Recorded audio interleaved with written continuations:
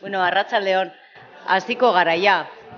Bale, normalean nola hitzaldiak 7etan esaten diren, pentsate, egon gara pixka bate hitz egiten, norbait edo orduz kanpo edo erratuta baldin bazegoen, pixka bat hitz egiteko, baina hasiko gara, ja, Jaione hasiko da, eta, bueno, ziur nago oso ondo eta oso eroso sentituko zaretela eta gustatuko zaizuela gaur daukagun pertsonaia gurekin.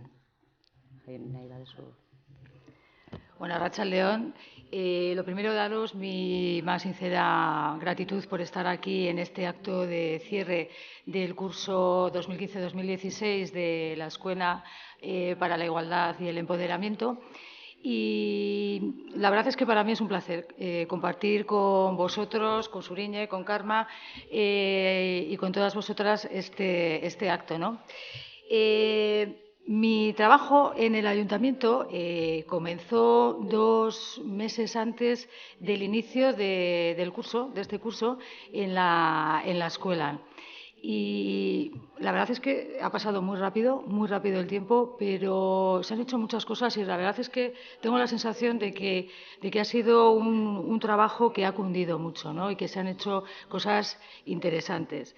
Ahora que conozco la escuela más desde dentro, que he podido acceder a la información y que he participado en algunas actividades, sí que os puedo comentar que creo firmemente y creo que puedo decir pues, de una manera muy clara que la escuela es un espacio en el que nos encontramos, es un espacio de encuentro estratégico y de sinergias entre las mujeres.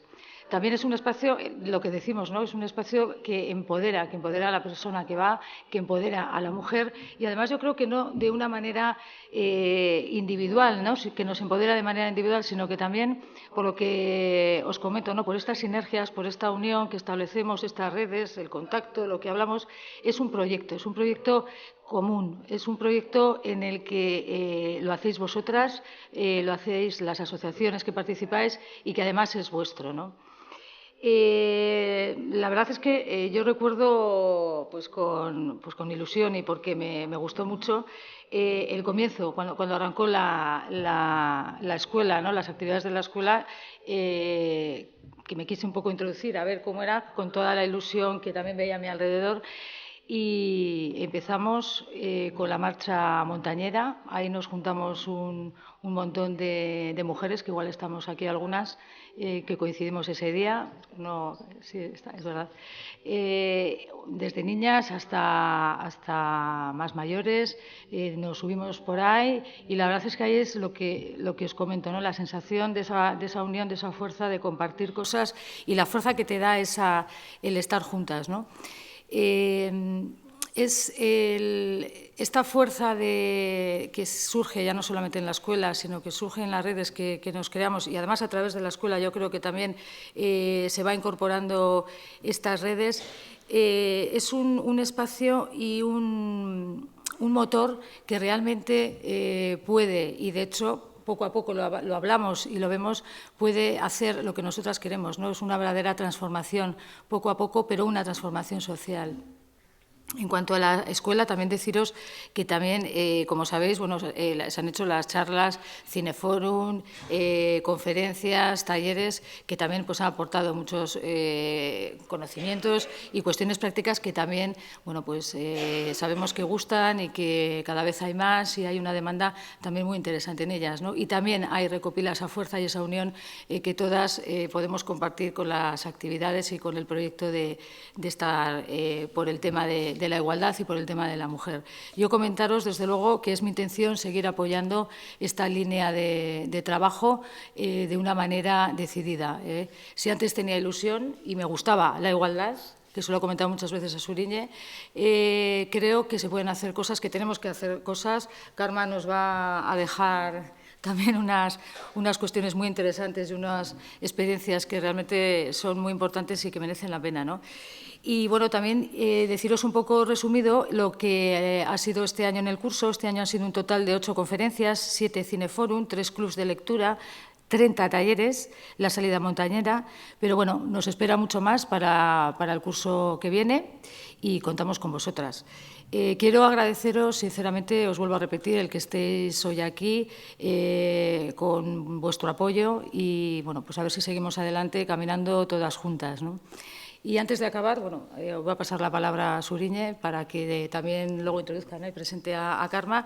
Sí que quiero agradecer y mostrar mi reconocimiento a Suriñe Lordi por su entusiasmo, por su ilusión, por su trabajo en la escuela, el esfuerzo que supone y lo que se está consiguiendo. Yo creo que el trabajo es muy importante. También mi reconocimiento, por supuesto, a todas las técnicas, a todos los técnicos del departamento, del servicio, a Elo Mayo, que también su dedicación y su impulso en la secretaría de la escuela es muy importante y, en definitiva, que a mí, de manera personal, todo este trabajo que se está realizando, que tenemos por delante y que, como os digo, sí que me gustaría seguir apoyando toda esta línea de trabajo, creo que es algo que se contagia y que, bueno, y que todas pues, podemos seguir haciéndolo. Eskerrik asko. Bueno.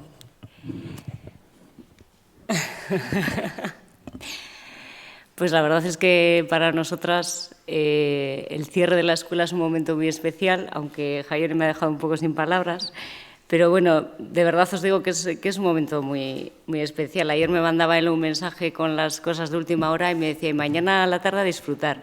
Y realmente, bueno, pues para nosotras es un poco así, ¿no? Porque el año pues es mucho trabajo, es esfuerzo, es un montón de ilusión, pero de alguna manera, bueno, el cierre para nosotras es como el momento de celebración de todo el año, ¿no?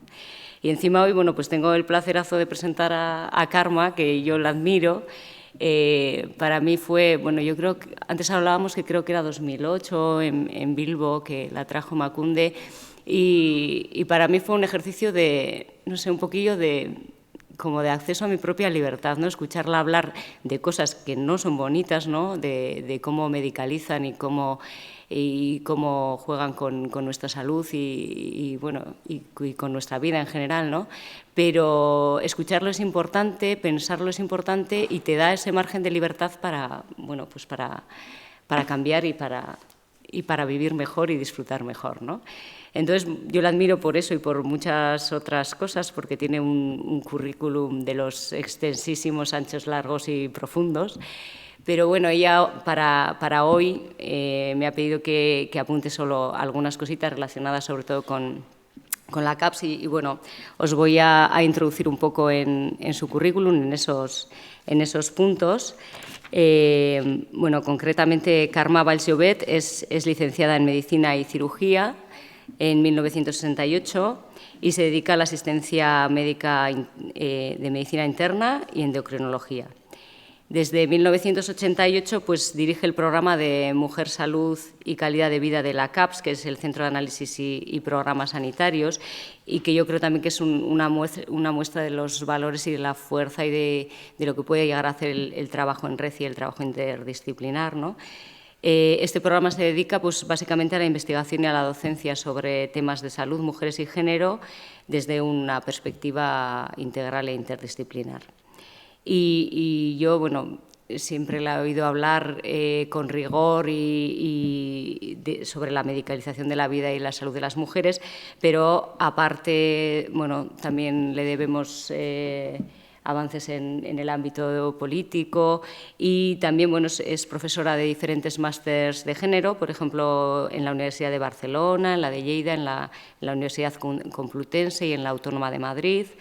Y también participa en los posgrados de Igualdad de Oportunidades de la Universidad de Barcelona y en el de Género y Salud del Instituto Carlos III de Madrid. Bueno, tiene diferentes publicaciones y libros, pero también es interesante y quería reseñar que ha impulsado una red de profesionales médicas en el Estado español, la red CAPS que os comentaba antes, pero también una de investigación en mujeres y salud y trabajo a nivel internacional, ¿no? El primer congreso internacional en el que participó fue en 1996 con 53 países y luego ha participado en el comité científico de los posteriores. El segundo fue en Río de Janeiro en el 99, el tercero en Estocolmo en 2002, el cuarto en Nueva Delhi en 2005, el quinto en Zacatecas, en México, y el que va a haber en 2017 en Jaipur, en la India, ¿no? Os recomiendo sus libros, Mujeres y hombres, Salud y diferencias, del 94, de la editorial Folio, Mujeres invisibles, de la editorial Bolsillo, del año 2006, y Mujeres, Salud y poder, de Cátedra, de 2009. Y bueno, yo lo que os comentaba, creo que todas las mujeres tenemos que agradecerle la rotundidad, el rigor y la constancia con la que Karma denuncia la creciente medicalización de la vida de las mujeres, y sobre todo también las oportunidades que nos abre el escucharla, ¿no? Y hoy que estamos como de celebración, de cierre de curso y tal, bueno, pues nos va a dar también unas claves para cómo construir la salud y disfrutarla, ¿no? Un poco. Y bueno, como va de disfrute, después de escuchar a Karma, pues quería invitaros a todas las personas que estáis aquí a mover el cuerpo, a bailar un poco con Rata Jones, una DJ que va a dar así un poco el cierre, ¿no?, en el órdago. Y casi siempre después de la conferencia de cierre hacemos algo así un poco, bueno, más festivo y cultural. Pero la verdad que yo este año sí que, bueno, os agradecería que nos acompañaseis, porque de alguna forma también queremos hacer como nuestro pequeño homenaje o nuestro gran agradecimiento a los 18 añazos que ha estado, bueno, pues Reina, me voy a emocionar, Reina Ruiz Barkatu, de Agente de Igualdad en el Servicio de Igualdad. Lo siento. Que, bueno, en noviembre se fue a Educación y para mí, desde luego, bueno, a nivel personal ha sido una ayuda increíble, y lo que el Ayuntamiento de Vitoria tiene respecto a políticas de igualdad, pues tenemos que agradecérselo a ella, y esto es parte de mi emocionalidad.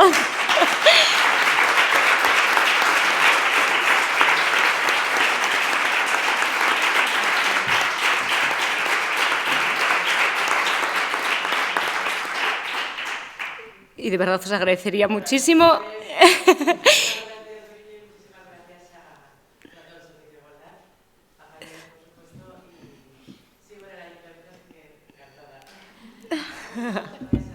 Me faltabas, Reina, me faltabas ahí decirte. Bueno, después de semejante... Pues nada, os dejo disfrutando con Karma, y de verdad que estamos encantadísimas del proyecto, de teneros aquí, y continuaremos trabajando. Eskerrik asko. Pues yo también, eskerrik asko, ¿no? Y gracias, y gracias a la Concejalía de Igualdad, gracias a Suriñe, gracias a Elo, que hace tiempo, que más o menos un año, que ya me dijo que hoy tenía que estar aquí, o sea que lo tenéis muy bien organizado y muy bien planificado. Mira que voy a hacer conferencias por toda España, y realmente en un curso como este yo creo que no existe en ninguno de los otros lugares en que he asistido, o sea que os felicito cordialmente a todas las organizadoras y a todas las participantes, porque los cursos funcionan si hay alguien en los talleres y alguien está escuchando. Y además, mira, no había pensado poner este título, pero veo que hoy es el día del disfrute, por tanto, pero no lo sabía que habíais planificado eso, y le he puesto el título de Salud para disfrutar, que de hecho es la manera como me gusta acabar todos mis libros, porque empiezan tristes y tengo que empezar a explicar la invisibilidad de las mujeres para la medicina. Pero hoy mezclaré dos ideas, la invisibilidad, y luego a ver cómo podemos renacer por nosotras mismas, a pesar de tener todo lo del ambiente hostil, hasta el medio ambiente. Entonces, una primera pregunta que nos hicimos en el CAPS cuando empezamos a hacer estos congresos y esta línea de trabajo de mujer y salud y calidad de vida, que hace 20 años, del primer congreso en Barcelona en el 96, este año hace 20 años, que han llovido cosas, es que es la salud. Y yo quiero que os lo preguntéis también, ¿no? Cuando hacemos encuestas de salud en todas las autonomías, hay en los servicios servicios y los departamentos de salud hacen periódicamente, cada 4 años, una pregunta a la población. ¿Usted cómo se encuentra? ¿Bien, mal o regular? Ahora pensad en vosotras mismas y a ver, ¿cuántas personas de aquí, sí, rápido, que no lo verá nadie más, se encuentran mal? Bien. ¿Cuántas personas de aquí, solo tienen que levantar la mano, se encuentran regular? Vale. Regular, vale. ¿Y cuántas se encuentran bien? Muy bien. Bueno, tenemos una población que supera al tanto por ciento que saldría en una población. O sea, que es una población bastante más sana y bastante más, bueno, en fin, en principio que se siente mejor. Que a veces sentirse mejor no depende de la enfermedad, sino de cómo vives la vida y de cómo vives tus propuestas. Por ejemplo, a algunas personas que les he preguntado, ¿qué es la salud para usted? Y algunas dicen encontrarse bien, otras dicen ir tirando, otras dicen tener vitalidad y energía, otras dicen no tener dolor en ningún sitio y alguna me ha dicho, para mí es vivir. Bueno, cada uno tiene su concepto de salud y yo os explicaré el mío. La medicina había hablado de un concepto biomédico que es la ausencia de enfermedad. Luego hay a otras personas, la OMS lo había definido como un sentido de bienestar psicológico, biológico y social. Hay otros autores, ya me gustan más, que hablan de la salud como una adquisición progresiva de la libertad en salud pública. Nosotros en el CAPS tenemos una definición que hizo el doctor Jordi Goligorina, que habla de la salud como proceso, no como un estado. El proceso de conseguir una autonomía personal, solidaria y gozosa. Porque la vida es la que tenemos y es una riqueza. Si no la tuviéramos, desde luego, no estaríamos aquí ni nos hubiéramos conocido. Y además se puede vivir de muchas maneras. Creemos que vivirla, aunque estés enfermo, lo más autónomamente posible, lo más solidariamente posible y con la máxima capacidad de disfrutar, sería la mejor manera. Pero en la Facultad de Medicina tienen un problema y en las ciencias de la salud también. Y es que nos dicen, cuando nos enseñan la salud, que mujeres y hombres somos iguales y que no hay ninguna diferencia en enfermar, ni en biología, ni en realidad sociocultural. Unos años, pongamos 20 años, en el año 1980, del siglo pasado, pues las anglosajonas empezaron a hablar de la violencia de género y de los problemas de discriminación como un ataque a la salud. Y aquí empezaron a ver que había diferencias entre mujeres y hombres, pero todavía no pensaron que hubiera ninguna diferencia biológica entre mujeres y hombres. Luego hubo una corriente medicalizadora de laboratorios farmacéuticos que en el año 90 descubrieron por primera vez que las mujeres tenían la menstruación. La descubrieron porque dijeron que tenían que tratar a todas las mujeres para una cosa horrible que les pasaría a partir de los 50 años, que se llamaba menopausia. Hasta entonces nunca había habido ningún tratamiento, nos decían abaníquese un poco si tiene calor, y en cambio de golpe todas teníamos que llevar parches, hormonas multiplicadas por 4, etc. De golpe descubrieron la biología sin acordarse de que existía ninguna realidad sociocultural. Y aquí es cuando dijimos, bueno, hemos de organizar una red y una forma de trabajar diferente la salud, que entienda que la salud tiene concepto biológico, psicológico, cultural, social, y lo hemos de unir. Nos fuimos a la literatura científica a ver si alguien se había dado cuenta de que existían las mujeres.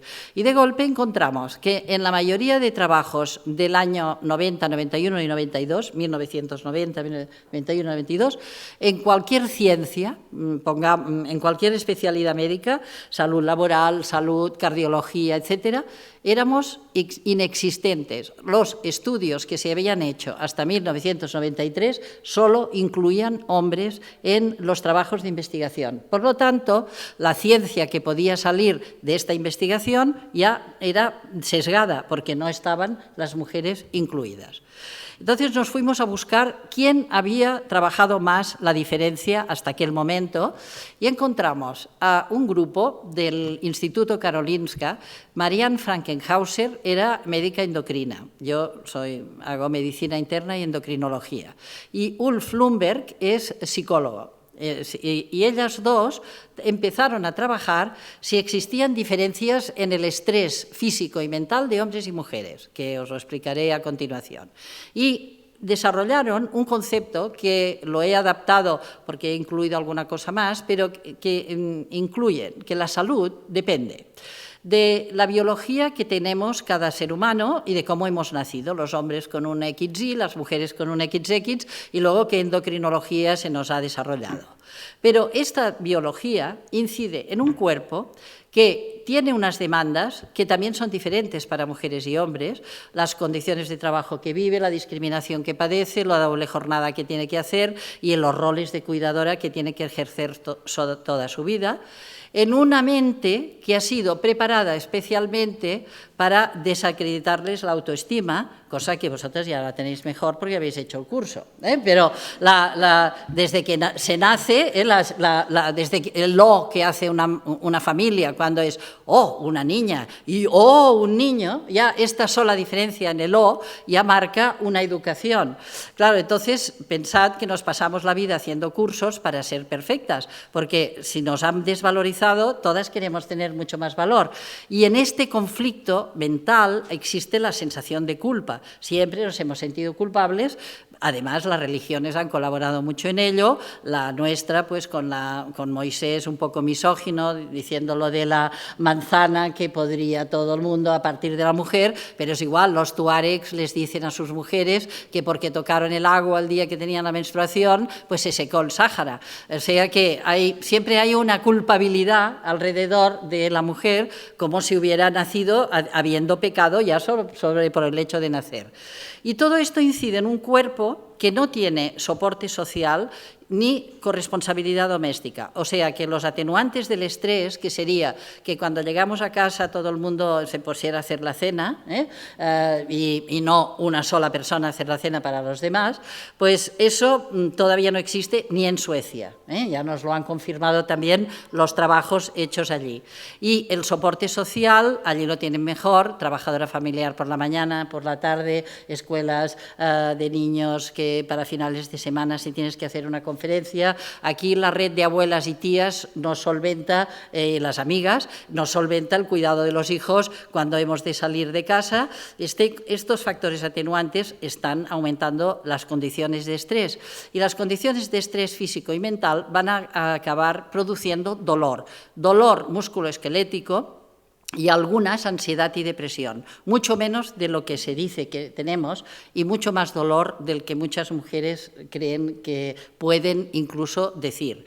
Y para más INRI, a este dolor le hemos denominado un nombre que se llama fibromialgia, que le decimos como si, y a la que tiene fibromialgia le damos sedantes y antidepresivos. A ver, ¿cómo se entiende? Si tengo dolor, debo tener algún problema, pero me lo tiene que tratar con un ansiolítico y un antidepresivo, 10 ansiolíticos, antidepresivos, parches de morfina para el dolor, sin plantearse las situaciones y condiciones de vida y trabajo de aquel ser humano. Claro, los estereotipos de género perviven en los médicos y médicas y en la investigación como en cualquier otra ciencia. Y en mi libro Mujer, Salud y Poder lo he dividido en 3 grandes apartados. Como todavía somos invisibles, a pesar que ya escribí otro hace 10 años y ya lo expliqué, que todavía se nos considera, si nos ven, inferiores, y además que siempre se ha de controlar y poseer el cuerpo de la mujer. Y si no es controlarla, al menos decirle cómo ha de ser. Veréis lo que hace la estética. Las operaciones sobre el cuerpo de las mujeres siguen en la medicina las mismas reglas del patriarcado, naturalizar la diferencia sexual como inferioridad, fragmentar el cuerpo y la experiencia de las personas que no se puedan explicar y convertir a los sujetos en objetos de mercado para ser poseídos y manipulados. Ahora os pondré ejemplos. Una cosa buena, ¿quién vive más años? ¿Hombres o mujeres? Eso lo sabemos. Pero los años que se viven, porque en este momento la esperanza de vida en España media está en 86 años las mujeres y 79 los hombres. Somos los países, después de Japón, los que vivimos más años del mundo. Utilizamos aceites vegetales que lo sepáis. Aquí el de oliva y en Japón el de soja, pero es una razón para pervivir las arterias. Pero los años de vida sin discapacidad y con buena calidad de vida no son diferentes. Cuando los años que se viven de más por ahora, ya veremos la nueva generación nuestra, la que estamos aquí, que hemos hecho los cursos, que nos hemos preparado para que no tenga, para nuestra autoestima fuerte, que vamos a andar, que tenemos otras actividades, veremos. Pero bueno, una de las primeras constataciones que hemos hecho es que nos falta una ciencia de la diferencia, porque es muy difícil para muchas mujeres y casi imposible cambiar actitudes voluntaristas y decir yo me iré a andar si os hace daño el pie, la espalda, los brazos y por tanto hay muchos problemas, las microviolencias en la vida personal, en el trabajo, en las relaciones personales y carencias nutricionales o trastornos endocrinos que pueden ser provocados por el medio ambiente muchas veces. Mira, en la diapositiva, perdonad que me retiro un momento para deciros una cosa que es importante. Eso no lo decía Frankenhauser y Lundberg, lo he colocado yo. El medio ambiente en este momento está perjudicando mucho más a los seres humanos porque hemos introducido muchos productos químicos, insecticidas en la alimentación, torres de alta tensión y radiofrecuencias en cada esquina y todo esto está perjudicando, pero así como a los hombres también les está perjudicando porque ha disminuido el número de espermatozoides a la mitad y hay muchos problemas de esterilidad física masculina, a las mujeres también porque les está afectando trastornos menstruales y más cáncer de mama en la sociedad industrializada. Hoy no me dará tiempo, si queréis después lo hablamos en el coloquio, pero hoy no me da tiempo de explicarlo todo, pero que sepáis que en este momento tengo un libro en prensa que es Medio ambiente y salud, una mirada desde la diferencia, para ir explicando todos los aspectos del medio ambiente que pueden afectar a la salud.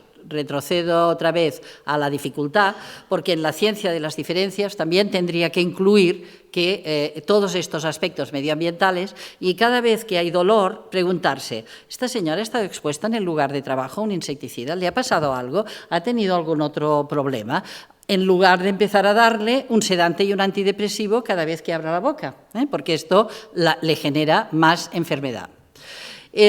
Mariluz Esteban, a lo mejor la conocéis, es antropóloga médica que está aquí en el País Vasco, o sea, me ha invitado alguna vez al lado de Bilbao, tiene un libro y muchas publicaciones y ella habla de que hemos de cambiar el modelo de investigación y docencia hacia un modelo científico que se aleje del cuerpo de la mujer solo como salud reproductiva y que haga una nueva lectura del cuerpo de la mujer y de su funcionamiento, la anatomía, la fisiología diferencial, atendiendo a las diferencias entre mujeres y hombres, no como inferioridades, sino como diferencias. Pero hay dificultades, hay muchas feministas que también les preocupa que hablemos de las diferencias porque dicen, si hablamos de las diferencias siempre nos van a tomar por inferiores. Digo, no, a lo mejor somos superiores en algunas cosas, pero hablemos de lo que somos, de si vemos mejor en profundidad, las mujeres ven más en situación de PES, los órganos de los sentidos son diferentes, bueno,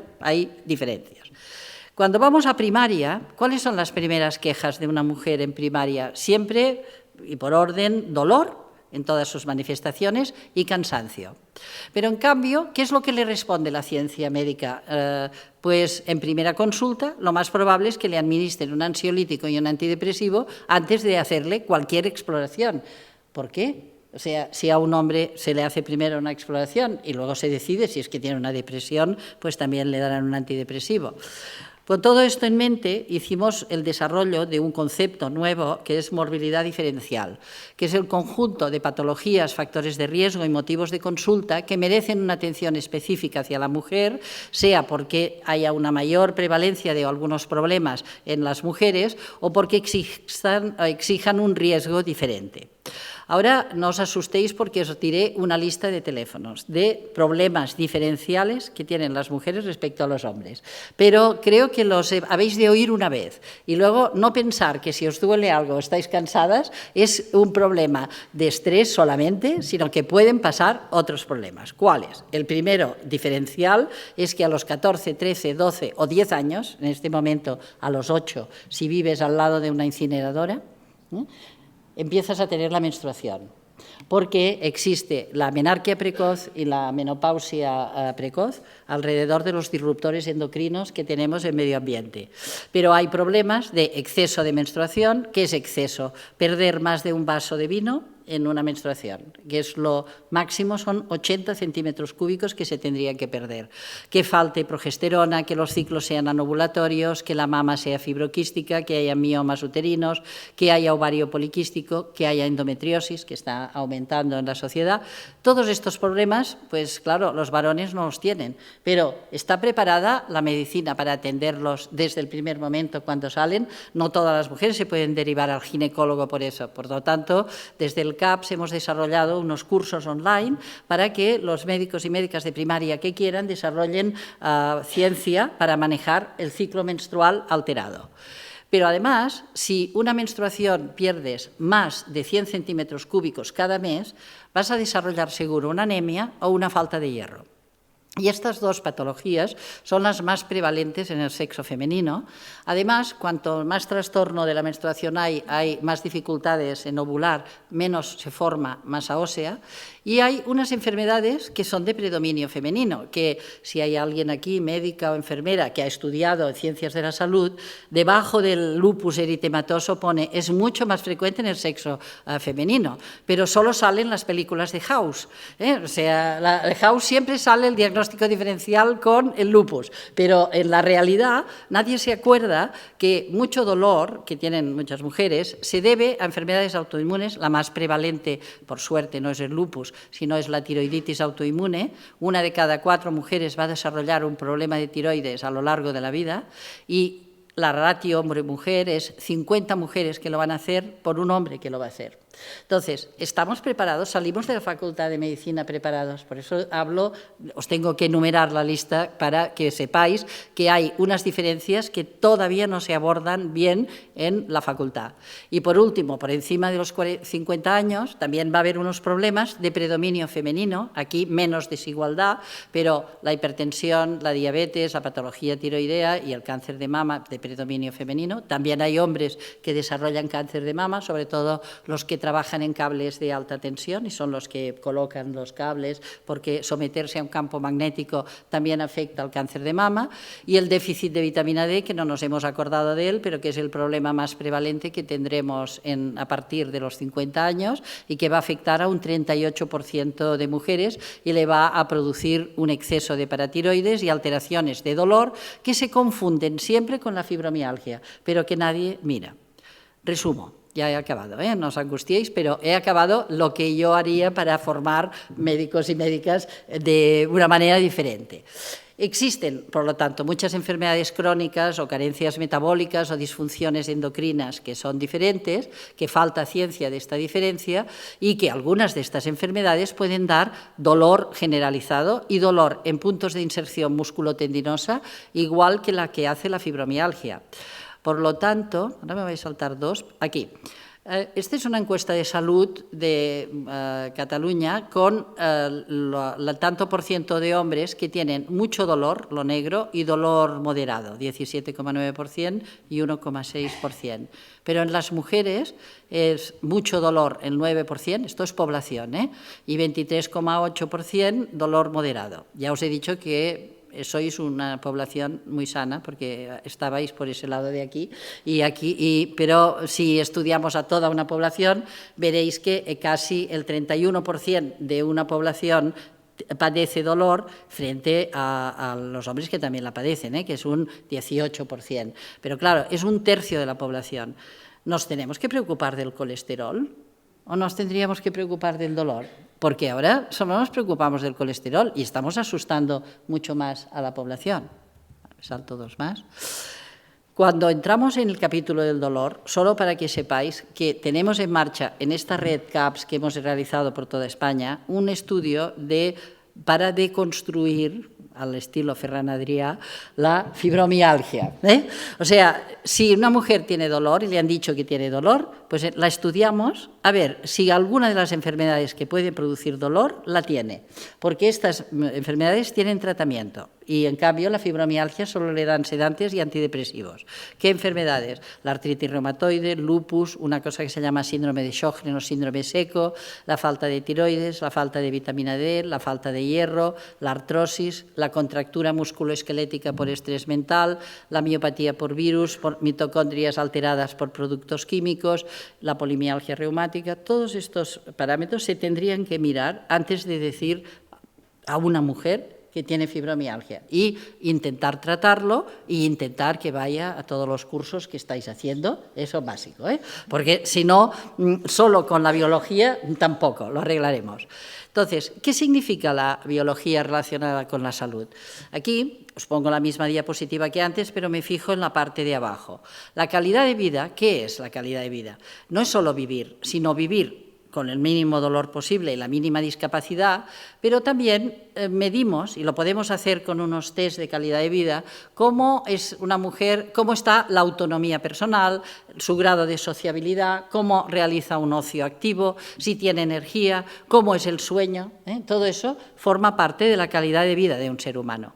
En cambio, el sistema sanitario se ha dedicado últimamente a, en lugar de promocionar la vida, a prohibir casi el placer, ¿no? Porque es no fumar, no beber, no comer, prohibir, prohibir, prohibir. ¿Hemos de vivir así? Hay un autor que ya habla del nuevo y creciente fascismo de la salud, como hablando de la salud coercitiva, porque ¿qué resultados hay? Bueno, había un chiste que era: doctor, no, usted no tiene que comer, no tiene que beber, no tiene que tener relaciones sexuales. Dice, ¿y viviré más años? Y el doctor dice, no sé, pero se le harán muy largos. Los que no. Por lo tanto, vamos a pensar exactamente qué salud queremos, cómo la queremos vivir para que sea una salud aparentemente como libertad. Dar empoderamiento a cada ser humano.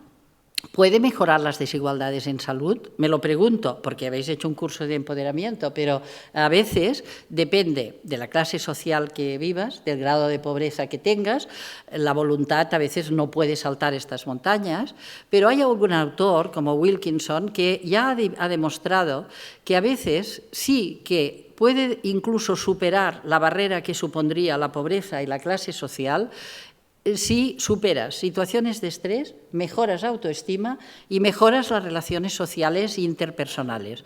Y esto puede ser una ayuda y os explicaré un poco qué diferencias hay en esto del estrés físico y mental.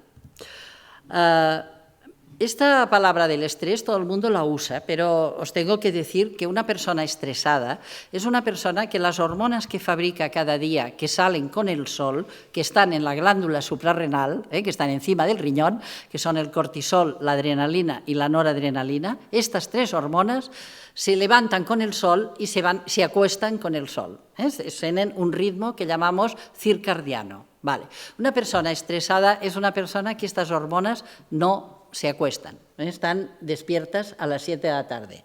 Si no tuviéramos en este momento cortisol, pues ya nos hubiéramos dormido la mayoría de la sala y por ahora veo los ojos abiertos, o sea que por ahora el cortisol adecuado. Pero veréis que hay circunstancias que pueden cambiarlo. Y esto me lo ha enseñado el grupo del Karolinska, que os he dicho al principio, que me ha ayudado mucho a entender el estrés de hombres y mujeres. Vamos a ver, ¿qué estudiaron ellos?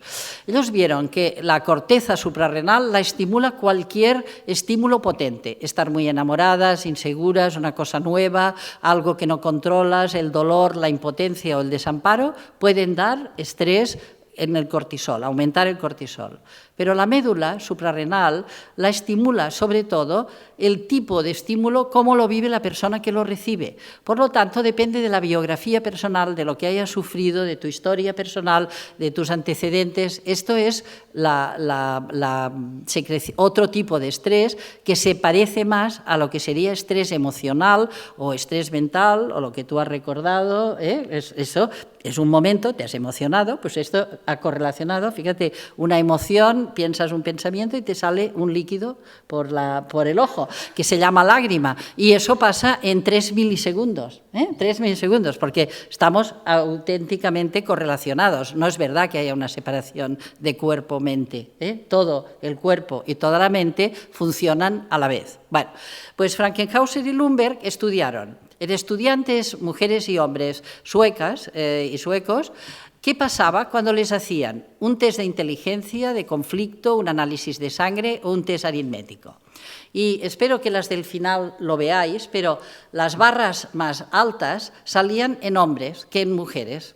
Si se hubieran quedado haciendo el estudio aquí, hubieran hecho una afirmación falsa que a veces salen en los periódicos: los hombres se estresan más que las mujeres porque son muy agresivos, masculinos, lo que sea. Falso todo, pero nos inventamos cosas. Ellos vieron eso y continuaron estudiando. Entonces, estudiaron estudiantes, mujeres y hombres, en lo que aquí sería el bachillerato, 15 años, 16 años. Y aquí se empezaban a aparecer las hormonas que segregaban unos y otros, la adrenalina, noradrenalina y cortisol, pero todavía los hombres segregaban más. Y cuando llegaban a hacer ingeniería, aquí ya estaban en la universidad, las mujeres también estaban en la universidad, los hombres también, y todos competían para conseguir el título y ya tenían la adrenalina puesta y el cortisol, por lo tanto, no tenemos diferencias en las suprarrenales, lo que tenemos es diferentes historias de vida y podemos segregar de una manera o de otra según estas historias. Y entonces hicieron otra experiencia. ¿Qué pasa si llegas al hospital con un hijo enfermo? ¿Qué les pasaba? ¿A quién tenía más adrenalina, noradrenalina y cortisol? Pues las madres respecto a los padres. Los padres también, pasamos del 0 basal a que les dicen, uy, tiene 40 de fiebre, tengo que ir al hospital. Por lo tanto, el sufrimiento se ha traducido en hormonas, pero la madre tenía más sufrimiento, estaba más ligada, pensaba se me morirá, lo que sea. Entonces llegaron a hacer una experiencia que para mí ha sido una de las que ha dado lugar a la línea de mujer, salud y trabajo. Entonces, el estrés percibido en el lugar de trabajo lo estudiaron en ejecutivas y ejecutivos suecos que hacían el mismo trabajo. Y en el lugar de trabajo, primera sorpresa, es que la tensión arterial sistólica y diastólica de las suecas les bajaba cuando iban a trabajar y les subía a los suecos. Y la adrenalina, noradrenalina y cortisol les subía mucho más a los ejecutivos que a las ejecutivas. Esta primera experiencia la continuaron a las 5:30 de la tarde, que allí acaban el trabajo laboral y van a su casa. ¿Qué pasa por la tarde en casa? ¿A quién le sube la tensión arterial y la adrenalina? Bueno, pues veis que la adrenalina no me cabe, porque era un poco más alta que aquí, y la noradrenalina y el cortisol también altos, y a los suecos les bajaba. O se habían puesto las zapatillas, o aunque luego les preguntamos a los suecos y estos autores y nos pasaron el cuestionario qué hacen, y todos dicen que colaboran en casa, pero colaboran en el dinero de los bancos, arreglan el coche o arreglan el jardín, pero las ejecutivas pues tenían que hacer la comida, hacer otras actividades y prepararse la conferencia al día siguiente. Por lo tanto, esas hormonas que no se van a dormir a las 6, 7, 8 de la tarde, esta es la base biológica de la doble jornada o del estrés físico, que altera también el estrés mental, porque si te vas a dormir con la adrenalina puesta, ¿qué pasará? Pues que a la mañana siguiente no habrás dormido bien, te habrás despertado varias veces, tendrás contractura de un músculo que va del cuello a los hombros, a la parte inferior de la espalda, tendrás taquicardias, tendrás colon irritable, que quiere decir que haces 3 deposiciones seguidas por la mañana, mañana, puedes tener movimientos, fasciculaciones, que es un movimiento muscular pequeñito que a veces hay en los párpados, en los labios, en los ojos, que hay como un tic, porque hay un exceso de adrenalina en un cuerpo que a veces también le falta un poco de calcio y entonces hace esta fasciculación del ojo y en otros lugares del cuerpo. Esta es una manifestación del estrés. Les preguntamos eso cuando una mujer nos dice que tiene dolor, porque si no se lo preguntamos vamos a atribuir una condición de vida y trabajo, le vamos a decir fibromialgia y le daremos un sedante y no lo que necesite.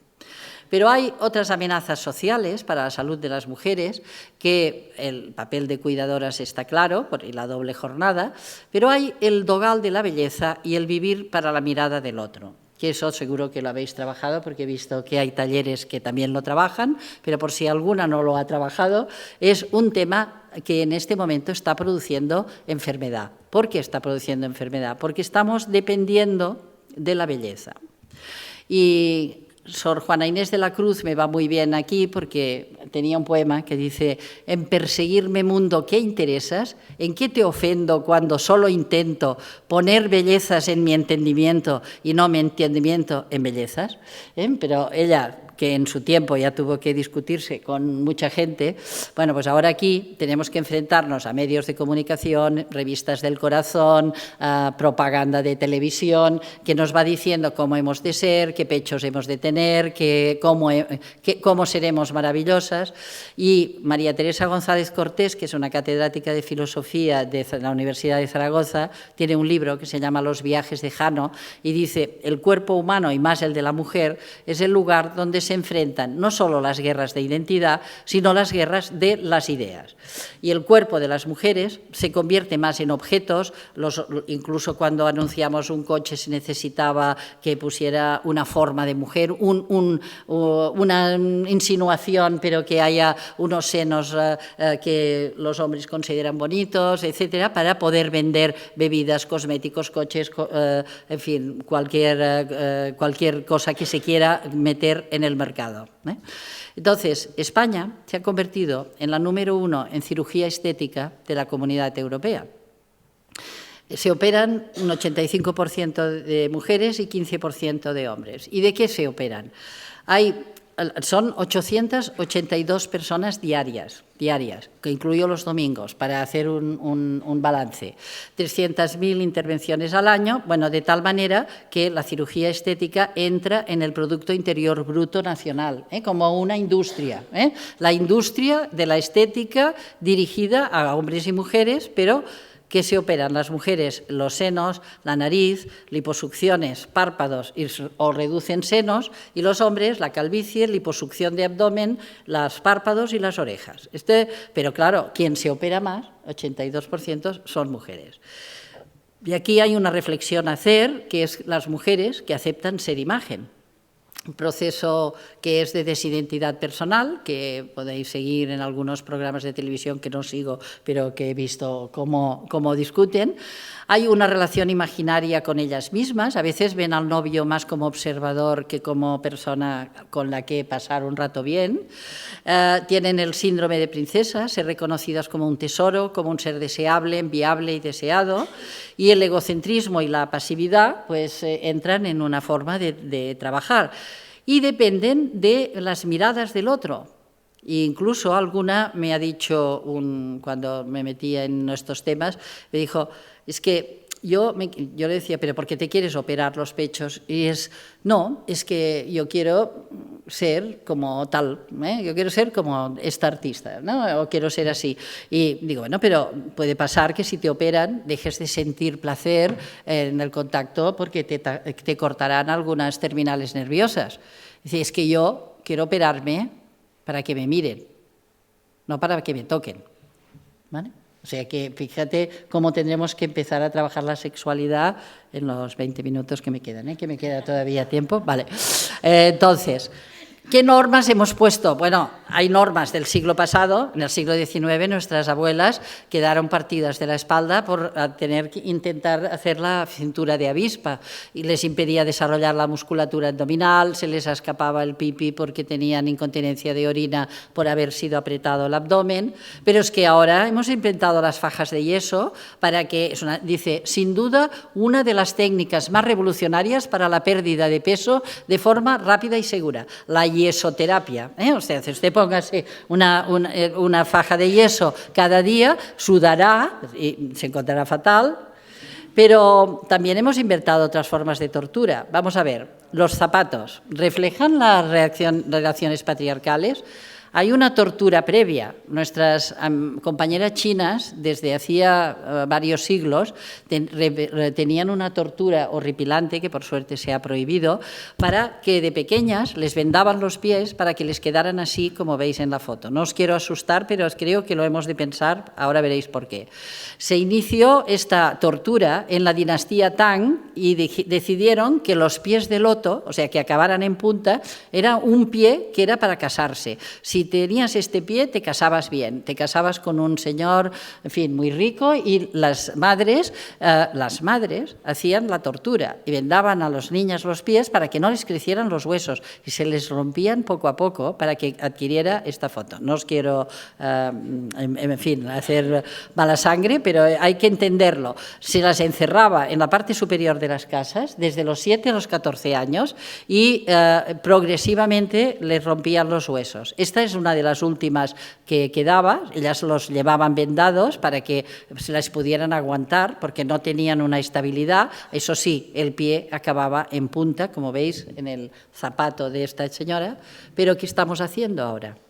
Pues ahora tenemos una gran moda, que es los zapatos de tacón en punta, que han obligado a operar unos 10.000 juanetes en Cataluña cada año. No sé aquí cuántos operáis, pero seguro, en fin, me encantaría saberlo, ¿eh? O sea que sí, si me puedes pasar el dato, así pondré Cataluña y País Vasco, ¿cuántos juanetes operamos de mujeres? Claro, los hombres no los operamos de juanetes, pero es que hay una nueva moda en este momento en Estados Unidos, que es extirpar el dedo pequeño del pie, para que quepa en un zapato de aguja. Y esta es la nueva moda de intervención quirúrgica, que ya me diréis qué intervención, porque os he hablado de los problemas de salud que dependen de nuestra biología, pero esto depende de un tema social y de cómo hemos intentado mentalizarnos de lo que es la mirada del otro.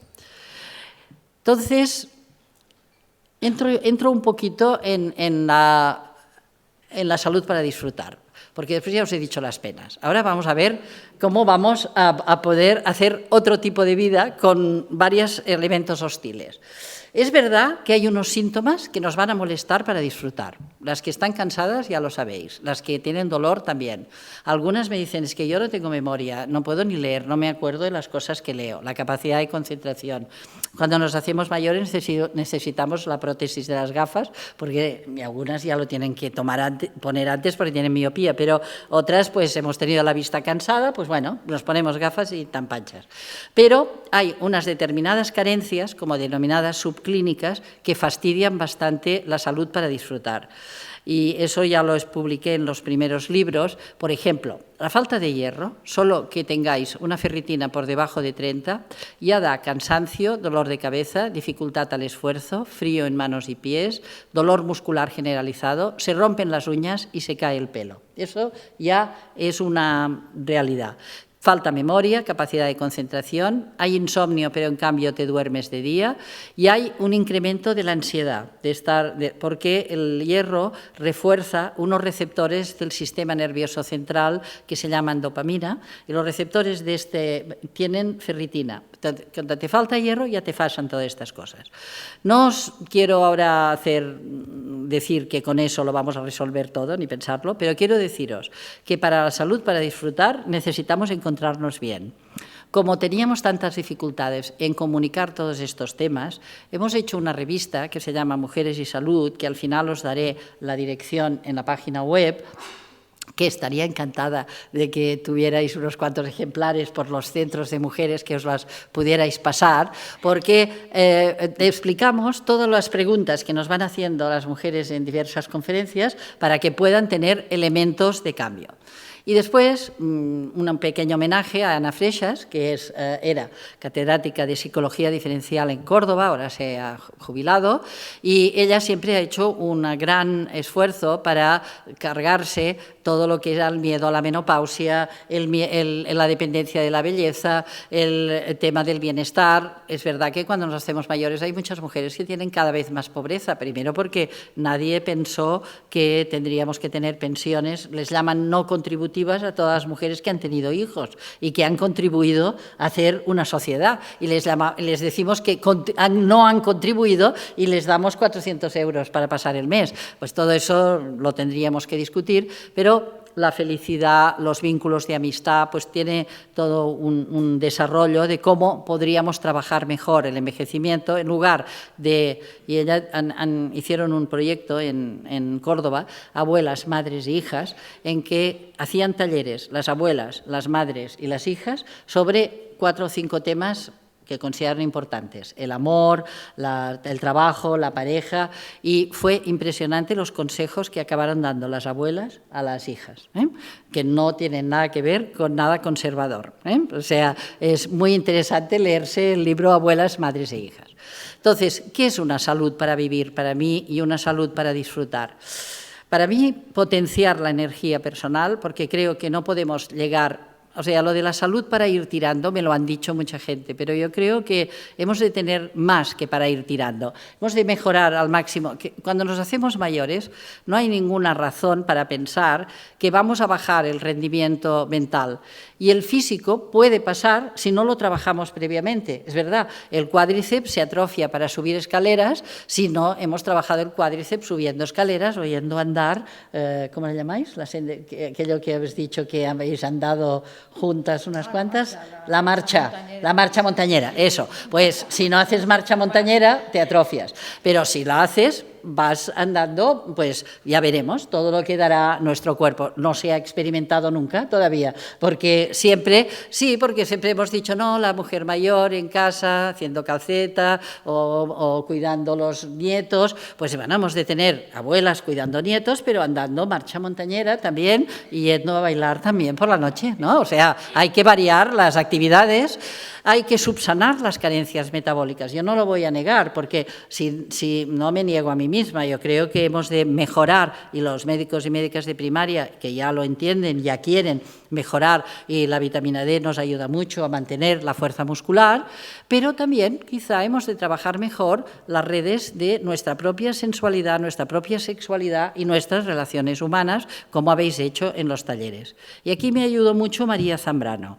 María Zambrano estuvo a punto, es una filósofa, que estuvo a punto de morir a los 19 años con una tuberculosis, que era lo que era antes de la guerra civil, había muchos jóvenes con tuberculosis. Se fue a la montaña, no se murió, y volvió y escribió un libro, que es Como no pude morir, he sentido que he de nacer por mí misma. Y el libro explica cómo ella creyó que tenía que desarrollar una filosofía personal. Su nacimiento personal fue, bueno, la vida nos la han dado nuestras madres, no la hemos escogido, pero hay un momento en la vida que podemos decidir escoger. ¿Queremos vivir o queremos ser víctimas? ¿Queremos quejarnos siempre o queremos tomar las redes de nuestro cuerpo? Y ella lo explica muy bien, creo que tenía que tomarlo, y entonces desarrolló toda una línea de filosofía y de poesía muy interesante, porque hasta entonces los filósofos eran muy abstractos, Heidegger, y ella desarrolló una línea de filosofía muy cercana. Y entonces, ¿qué condiciones tenemos para nacer por uno mismo? Yo pienso que hemos de volver a recuperar el deseo y los deseos, porque las mujeres han trabajado para nosotros y dependiendo de la mirada de otros, pero han de volver a trabajar para ellas y para su deseo. Lo que pasa es que a veces me dicen, es que no sé qué deseo. Bueno, pues hay que pararse a pensar, no poner la lavadora un rato, la hora diaria, nuestra hora diaria, Virginia Woolf decía, nuestra habitación diaria, nosotras, nuestra hora para reconciliarnos con el cuerpo, para revitalizarlo, para transformarlo, para sobrevivir si se tiene alguna patología subclínica que impida disfrutar, pero son condiciones para un renacimiento personal. Yo a todas las pacientes que veo, una vez puedo organizar un poco lo que sea un problema médico, les propongo que decidan si quieren nacer. Si no quieren renacer, les digo que se busquen a alguien más porque no soy una médica adecuada para ellas. Pero las que quieren renacer, que hagan un renacimiento personal. Y es lo que os invito a hacer, que creo que podemos hacer. Primero, ¿tenemos dificultades para renacer? Sí, porque nos falta costumbre de expresar nuestros deseos y nuestros intereses, porque no tenemos la hora y ni tenemos la habitación propia, pero a veces no es necesario ni una habitación, a veces una mesita en un pasillo, pero que puedas tener tus papeles, las cosas que piensas y las puedas tener allí, o lo que te han dado en el último taller para que no te lo pierdan y puedas estudiarlo. Después, no creamos que esto será fácil porque la sociedad es androcéntrica todavía y los hombres pues a lo mejor desean nuestra presencia para que vayamos el número 2 de las listas, pero luego no nos hacen ni caso a la hora de tomar una decisión política. O sea que experiencias, Elo está por allí, Elo, pues recuérdalo, porque las políticas siempre tienen que vivir en un mundo muy androcéntrico. Y después, como nos han explicado tanto que nos hemos de resignar, que nos hemos de someter y hemos aprendido a no defendernos, eso se tiene que cambiar, porque hemos de defendernos, no nos hemos de resignar y no nos hemos de someter a injusticias, aunque nos parezca, no es necesario ser muy rabiosas, pero un poco sí, porque a veces si no contestas en aquel momento ya te has tragado la humillación o lo que quisieran dejarte aparte. Hay una autora, Donna Haraway, que tiene un manifiesto para cyborgs porque dice que en el futuro, para convertir a las mujeres en agentes de cambio, tenemos que hacer el paso a las mujeres como protagonistas de su salud y de su destino, que no sean víctimas en manos de sus agresores y agresoras físicos, imaginarios o simbólicos, sino que ella lo piensa como un robot. Dice, pues nos convertiremos en tan fuertes, que algunas mujeres ya nos hemos a lo mejor convertido en fuertes. Bueno, a mí no me ha pasado todavía, pero nos hemos tenido que hacer una prótesis de cadera. Pero esto no es una minusvalía. Mejor, antes no podían andar y ahora con la prótesis pues se puede andar. Somos un poco cyborgs porque tenemos una rodilla que es protésica, una cadera que es protésica, pero vivimos y andamos y no nos duele, que es importante. ¿Cómo renacemos? Con el deseo, con la voluntad y con la libertad. Y eso es difícil, ya lo sé, no es fácil. Primero hay que buscar el deseo, hay que buscar de dónde te sale esta fuerza y hay que tener un pequeño espacio de libertad, pero lo podemos hacer. Lo podemos hacer. Y creo que lo podríamos hacer con 5 caminos. Explorando juntas el renacimiento, buscándonos la genealogía de nuestra propia vitalidad. Y ahora les explicaré cómo. Buscando quién creemos que nos ha dado más ejemplo de vitalidad. Autorizándonos simbólicamente con otra mujer. Intentando el autoconocimiento. Estar en el origen de la propia libertad e intentando reconstruir nuestra subjetividad. Eso es la teoría, los describo uno a uno. Y primero, un pequeño homenaje a unas mujeres que son una pequeña genealogía de mi vitalidad, que son las mujeres del 36. Son un grupo de mujeres que estuvieron encerradas en la cárcel después de la Guerra Civil y que iban a los colegios a explicar la experiencia de la vida, de la República y de lo que les pasó. Y esas mujeres, que ahora ya no hay ninguna viva, están todas estas, esta es la última que ha muerto, siempre la pongo como un ejemplo de mujeres que a mí me han enseñado cómo otras mujeres han vivido y me han permitido aguantar momentos en que yo también me he desanimado, porque soy humana.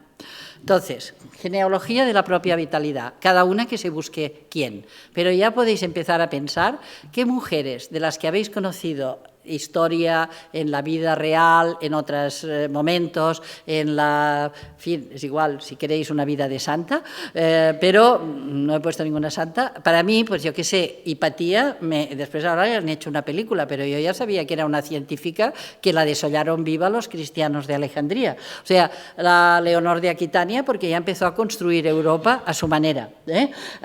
Sor Inés de la Cruz ya os la he citado, pero Federica Montseny fue la primera ministra de Sanidad de la República. Margarita Yourcenar me gusta mucho. Mi abuela Genoveva fue muy valiente y me va muy bien para explicar. Se quedó viuda con 5 hijos y los echó adelante, y a mí pues me enseñó muchas cosas, y las mujeres del 36, pero cada una que se haga su lista. Es un taller, cómo compartir la genealogía de la propia vitalidad, porque en los momentos en que te puedes desanimar y un médico te ha dicho usted no tiene nada y te ha dado un sedante y tú te has ido de allí, no has contestado lo que quisieras contestar, pues tú te acuerdas, no, sí, fíjate, si mi abuela o las mujeres del 36 ni penicilina tenían. Las mujeres son fuertes, dice esta niña. Las mujeres son fuertes en una manifestación. Autorización simbólica de otra mujer. También lo necesitamos. Que alguien nos ayude a empezar un renacimiento. Puede ser quien queráis, cada persona tiene los suyos. Yo tengo una abuela y una tía materna que me ayudó, pero Karen Messing es una bióloga de Canadá que me ha ayudado mucho a entender la mujer, salud y trabajo, y ella ha trabajado mucho las diferencias ergonómicas en el trabajo y cómo afectan a la salud y cómo se rompen los músculos del supraespinoso a todas las que han estado en una cadena de montaje. Ana Freixas me ha ayudado. Manuela de Madre me dejó hacer el prólogo de su libro sobre el dolor y allí expliqué que la fibromialgia se tenía que mirar de otra manera y algunas personas me han empezado a hacer caso. O sea, hay que buscar que otra mujer nos dé la vez. Aquí, de hecho, nos la hemos dado porque ella venía del ayuntamiento, nos ha dado la vez, Suriñe también, y ha recordado a otra compañera que parece ser que os queríais mucho, pues todas nos damos la vez, pues todas nos autorizamos.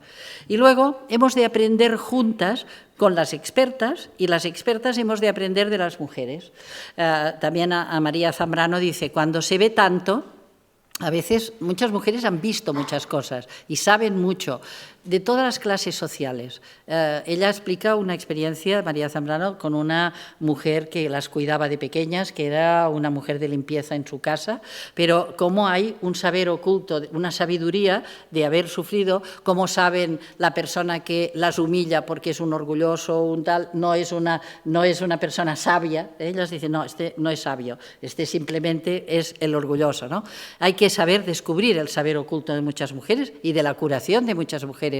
¿Cuántas mujeres, no sé, sabían y saben la tisana que hacía mi abuela para el dolor de cabeza o el parche que ponía, que ahora lo estamos aprovechando? Pensad que en este momento lo que nos está yendo muy bien para prevenir infecciones de orina es el extracto de frutas del bosque de arándanos, y ahora está incluso comercializado en forma de pastilla, pero a lo mejor había abuelas que habían hecho extracto de arándanos y les habían dicho vaya tontería. Pues no, resulta que era verdad.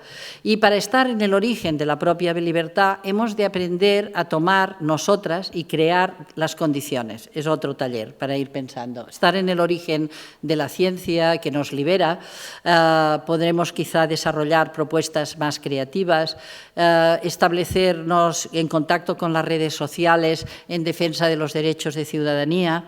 Nos han querido encerrar en la cocina a las mujeres, pero tenemos el derecho de participar en la vida política y social y defendiendo muchas cosas, entre ellas una que nos interesará mucho, que es el medio ambiente, porque aparte de que de la salud de nuestros hijos y hijas, que siempre a todas las mujeres les preocupa más que la suya propia, tengo que parar siempre la consulta, la segunda pregunta, porque una vez me han conocido, me dice, ¿tengo una hija? Digo, no. Un momento, la visita es para usted.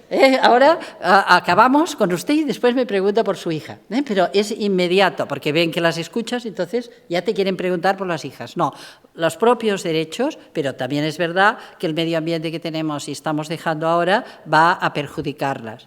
Y estas son unas que dicen Israel fuera del Líbano, pero bueno, es para expresaros que hay muchas maneras de participar en las vidas sociales, que cada una haga la que le parece parezca, pero que es saludable salir del entorno personal y, en fin, casi del óvulo en que nos han querido encerrar dentro de las casas. Entonces, ¿cómo podemos hacer algo más? Pues yo creo que hay que reconstruir nuestra propia manera de sentir placer, tanto la sexualidad como la sensualidad, y crear redes sensuales y sensitivas de mujeres, que no solo seamos contra la violencia de género, ¿de acuerdo?, pero además por el placer que podamos sentir en nuestros cuerpos y con diversas técnicas que podemos tener.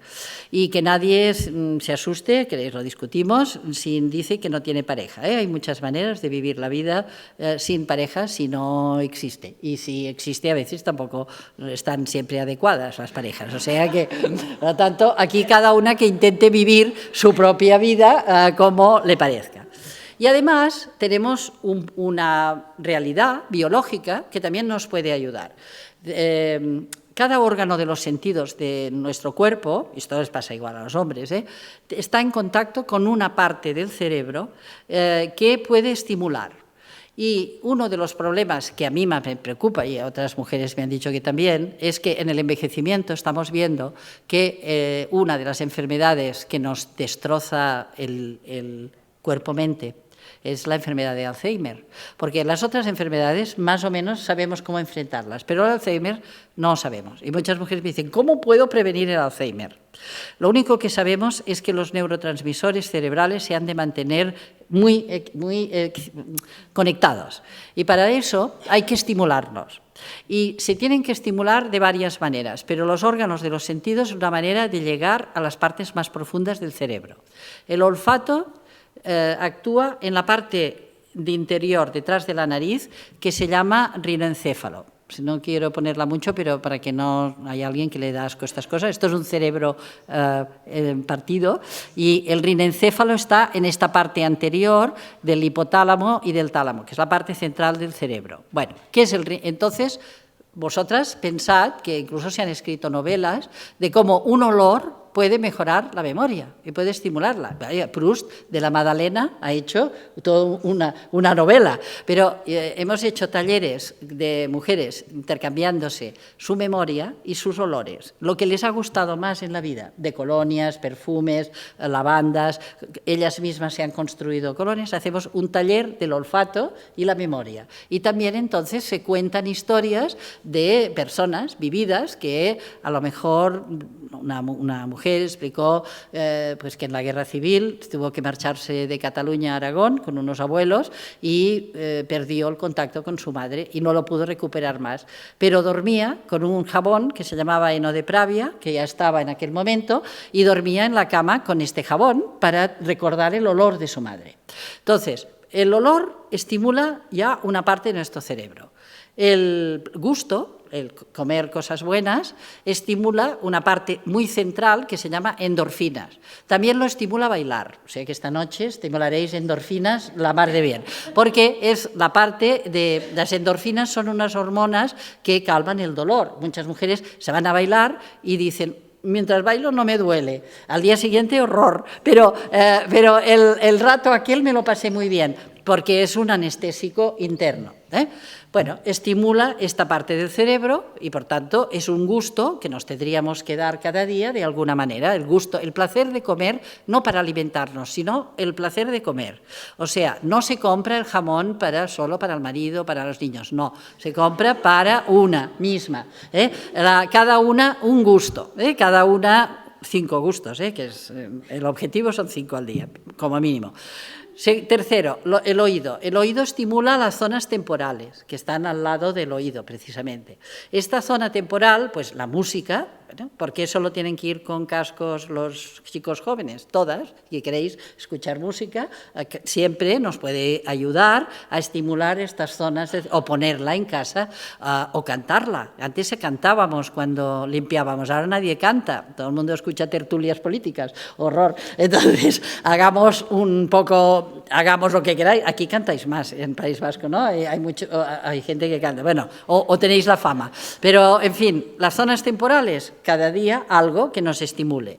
La vista se estimula no cosiendo mucho, sino mirando a gran distancia, en una, no sé, una distancia, o sea, un paseo en que puedes ver el mar o ver prados o lo que sea, o que alguien me ha dicho, es que yo no me puedo mover, voy en silla de ruedas. Mira, le he hecho empapelar la habitación de pósters con paisajes que le gusten, y tú puedes mirar lo que relaja más y estimula la zona occipital, porque la vista la estimulamos aquí detrás, en la parte occipital. Pues bueno, tú puedes mirar una gran distancia y con eso la relajas y se te estimula esta zona posterior. Y el tacto, lo que tocamos con los dedos o con la piel de todo el cuerpo, estimula todo lo que es la corteza cerebral, todo lo que veis aquí arriba como unos arrugaditos así, todo eso, todas estas neuronas se estimulan a través del tacto. Entonces, ¿qué os propongo? Primero, que hagamos talleres, porque aquí se han hecho talleres del gusto para que unas se pasen comidas y recetas a las otras, pero que se lo pasen bien, comiendo juntas, que pues una prepara un plato y explica pues lo que siente cuando lo come o no. Que se intercambien música, y en la maleta didáctica hay músicas diversas para que puedan también escuchar, pero hay personas que se han grabado música ellas para explicarlos a las compañeras. La vista, pues hemos puesto diversas formas de entrar en sitios de Internet para que puedan ver también otros tipos de paisajes, y el tacto, porque se realiza, mira, solo que cada mañana, cuando os ducháis, os hagáis un masaje desde el punto del pie, desde el dedo del pie hasta aquí arriba, a vosotras mismas, con la toalla, ya estimuláis todas las células cerebrales. Si esto lo hacemos cada día, vamos a ir manteniendo, primero, 5 placeres, como mínimo, 5 gustos al día, pero pueden ser 24, o sea, podéis ir haciendo, pero pensad que dedicar un poco a pensar en el propio placer también es revolucionario, porque siempre nos han dicho que cuidemos de los demás y no de nosotras mismas.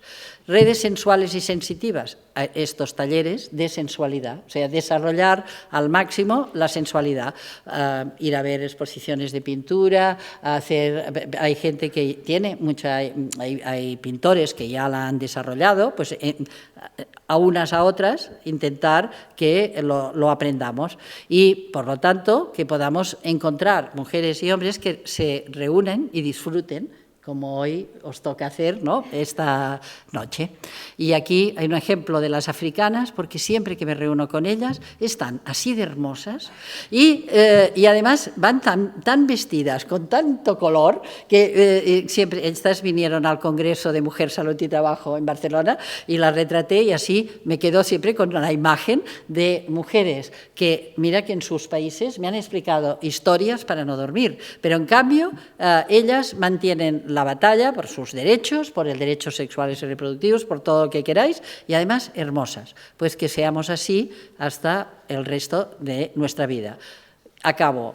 Colocar la vida y la calidad de vida en el centro de las políticas públicas y de la investigación científica, que no nos han de hacer caridad. No somos víctimas, sí que hemos sido víctimas, muchas, pero no somos víctimas, somos mujeres que vivimos en un mundo de hombres, que por ahora lo han decidido los hombres, pero que creo que en el futuro podremos participar en las decisiones.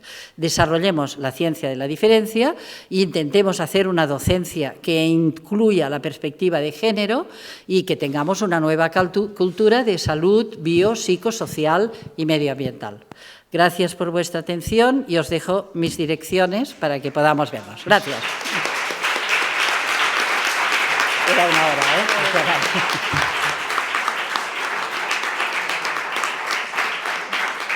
Gracias. Bueno, muchísimas gracias, ha sido un placer.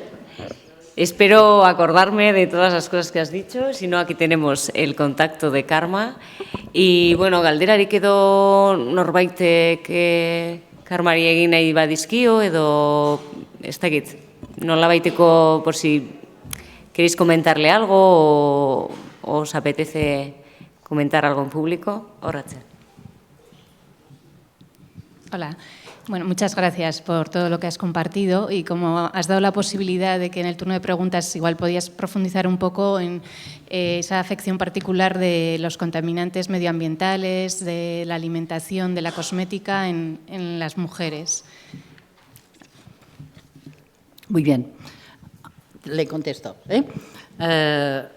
Mira, nos costó mucho hace 20 años, en el primer Congreso de Mujer, Salud y Trabajo que hicimos en el año 96, presentamos el caso de unas mujeres que trabajaban en un hospital de Barcelona, eran enfermeras y médicas y auxiliares en un laboratorio que les habían puesto insecticida dentro del lugar de trabajo porque había una plaga. Y empezaron a llorar, a ahogarse, y entonces les dijeron a todo el grupo que eran unas histéricas y que no tenían nada, pero pudimos llegar a demostrar que habían puesto un insecticida, que es organofosforado, que hace todos estos efectos, pero gracias a los sindicatos que encontraron un trocito de este insecticida en el zócalo de la habitación y que desde el CAPS demostramos que la clínica que tenían estas pacientes tenía relación con el organofosforado, hemos podido ver que las personas que entran en contacto con insecticidas en el lugar de trabajo, que no se tendrían que poner nunca con las personas dentro, que se tendrían que tener unos plazos de precaución si se han puesto, desarrollan enfermedades parecidas a la fatiga crónica, la fibromialgia y la sensibilidad química múltiple. O sea que hoy no las he citado, pero ya que me preguntas, pues te digo que fue un primer problema. ¿Eso le pasa a todo el mundo? No, pero cada vez hay más personas que en la sociedad huelen olores que antes no olían, que no toleran según qué productos, que ellas no saben que contienen insecticidas y que son catalogadas también de nerviosas, histéricas o locas, si son mujeres, y si son hombres, pues qué raro, ¿eh? No sabemos por qué, le pasa una cosa rara, pero les pasa también a hombres, en menos cantidad, pero en menos. Entonces, eso ha conseguido movilizar a la Organización Mundial de la Salud de tal manera que ahora, desde hace 2013, 3 años, ha publicado un libro que se llama Efectos de los disruptores endocrinos, porque este efecto de los insecticidas no se conocía, se sabía que un insecticida mata a un insecto paralizándole el sistema nervioso y a veces habéis visto una cucaracha mover las patas durante mucho rato hasta que muere. Pero esta parálisis del sistema nervioso al ser humano le puede también afectar su propio sistema nervioso, pero no sabíamos lo del endocrino. Y ahora sabemos que puede alterar la hormona del crecimiento, que puede alterar el ciclo menstrual, que puede dar fatiga y que puede dar sensibilidad química múltiple. O sea que en 20 años hemos aprendido mucho. Yo siempre dije que aquel grupo de pacientes me cambió la vida, porque yo lo que te explico ahora no lo sabía hace 20 años, a mí no me habían explicado nada, me las trajeron a mí porque yo ya visitaba a muchas mujeres y había hablado de las diferencias y me preguntaban si creía yo que eran histéricas o creía que estaban afectadas por un insecticida. Bueno, pues hemos podido demostrar, se han indemnizado, pero no han podido volver a trabajar porque quedaron profundamente afectadas, porque las obligaron a trabajar 15 días en el mismo hospital con el mismo ambiente.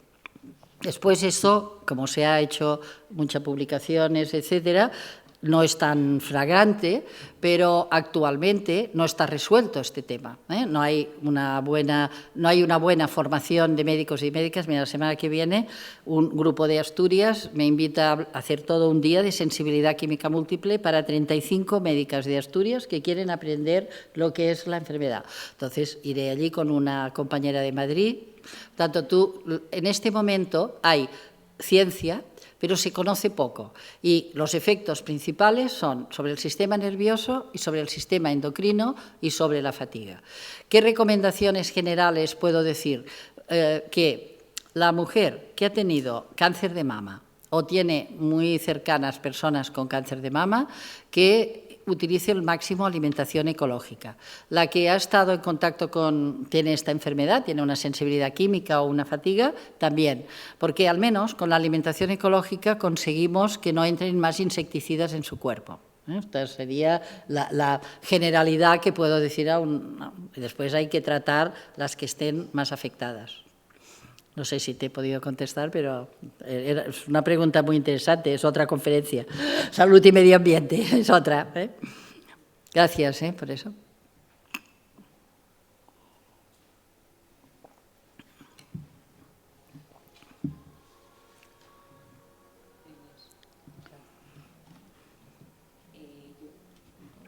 ¿Seguro no hay nadie más?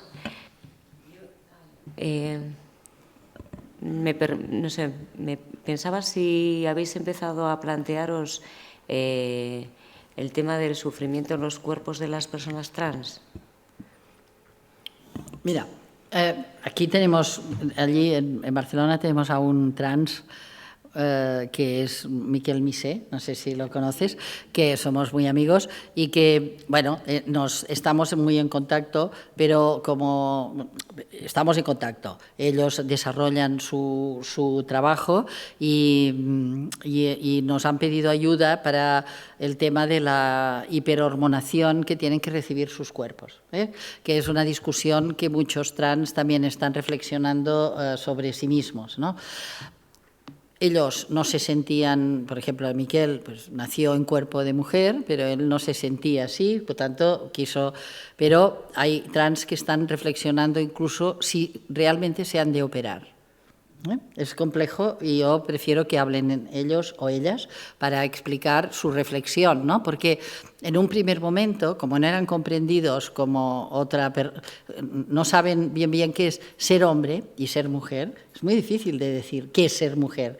Porque es más mujer la que tiene más pecho o la que tiene menos pecho. La que tiene, no es eso. Por lo tanto, ellos mismos están pensando, ¿me tengo que hacer desaparecer la menstruación o no la tengo? Es complicadísimo, porque hasta qué punto he de hormonarme, por ejemplo, con hormona masculina, y dejar de poder tener la posibilidad de tener hijos cuando yo los puedo tener. Pues es una pregunta que se están haciendo. Yo los ayudo a pensar. Yo siempre me preocupa la cantidad de hormona que toman porque tiene consecuencias para sus hígados, porque ya no hemos entrado hoy en el tema, que no era el día, ¿no? Pero hay también diferencias en la farmacocinética de los fármacos, en el hígado de las mujeres y de los hombres. O sea, hay unos enzimas diferentes. Y por lo tanto, que una mujer se tome testosterona, un cuerpo de mujer, ya no quiero decir una mujer, porque los trans me han hecho pensar mucho, pero un cuerpo de mujer tome testosterona, ¿hasta qué punto esto se le va a convertir también en estrógenos? Pues se le convertirá, Con lo cual, tienen que tomar más y más y más, y eso acaba pudiendo hacer problemas que a ellos ya les preocupa. Eso desde el punto de vista biológico. Luego hay el reconocimiento social y otras cosas. Pero bueno, estamos en contactos, son un grupo que reflexiona mucho sobre estos temas y con la red del CAPS tenemos relación.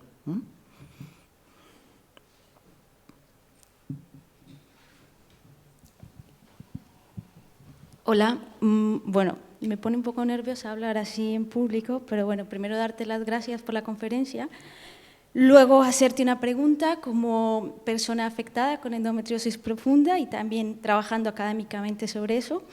He seguido tu libro de Mujeres Invisibles, el de Mujeres, Salud y Poder, y he visto la entrevista que has hecho para Endo Cataluña.